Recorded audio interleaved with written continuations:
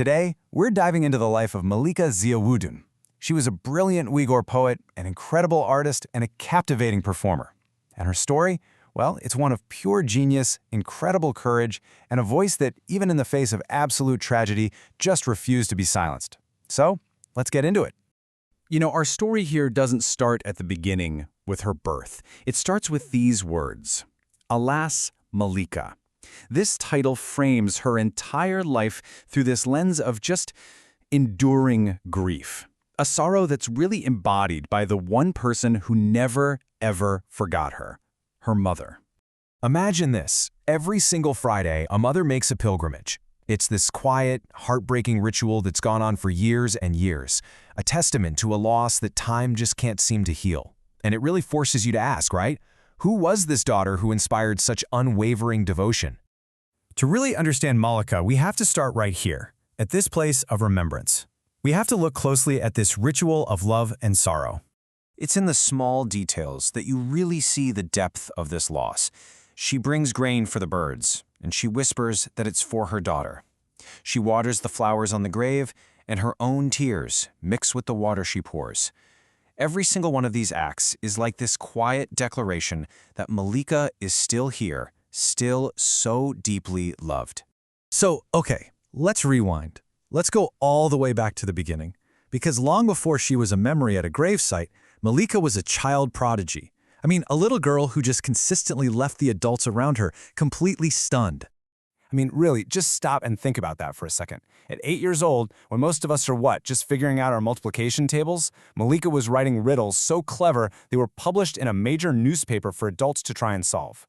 And what a brilliant riddle it is. It's playful, it's sharp, and it just shows you this mind that was already thinking in these really complex, metaphorical ways. The answer, by the way, is a walnut. This kind of cleverness, it really defined her right from the start.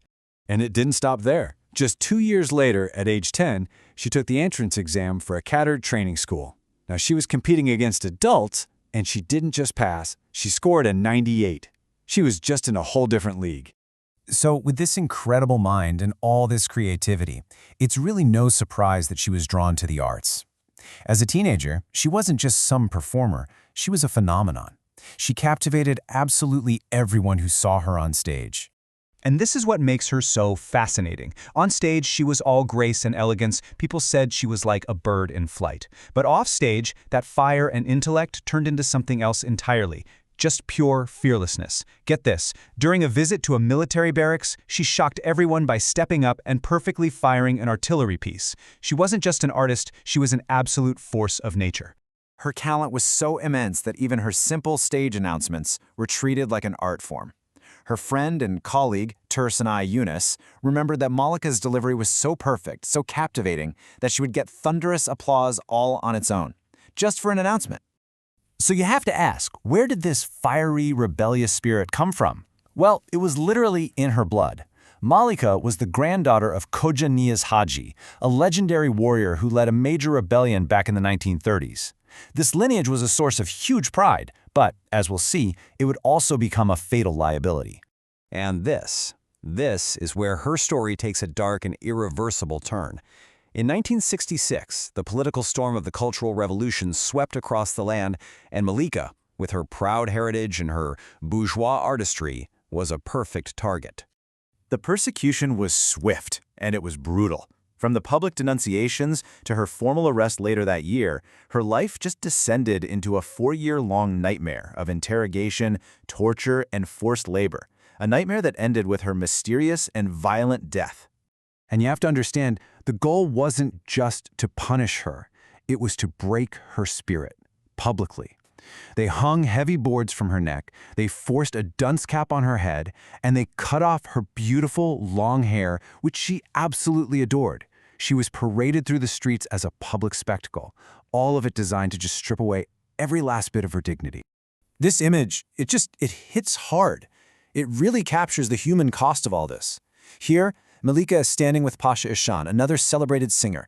They were friends, two of the brightest stars of their generation.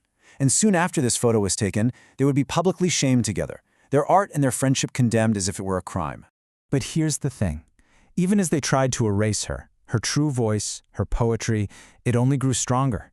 It lived on in secret, becoming an anthem for all the people who had also lost so much. Two of her poems in particular, which were set to music, became incredibly famous. Seni Eslemen, which means I remember you, and Tarim Song. People whispered them at gatherings. They became a kind of secret soundtrack of sorrow, but also of resilience. They captured a feeling of profound loss that everyone understood, but nobody could say out loud. And the lyrics, they're just filled with this beautiful, heartbreaking longing, a steadfast love that endures, no matter the separation. But this wasn't just some abstract poem about love. Oh no, it was deeply, deeply personal. Turns out this poem, her most famous work, was written for her first and only love. He left in 1961 during a wave of migration, and she never saw him again. The poem was her way of keeping his memory alive. And that's what's so powerful, right? Her own private heartbreak became a public metaphor for an entire generation's experience of forced separation and enduring memory. Her art gave a voice to a generation's pain, but in the end, it couldn't save her from her own fate. And now, the story that began with a mother's grief comes full circle. The details are just horrific. At only 32 years old, her life was brutally extinguished. And the mop stuffed in her mouth, it was this final, terrible act of silencing a voice that they could never, ever truly control. And of course, there was no investigation. Her murder was just swept under the rug. It was understood for exactly what it was, a political assassination.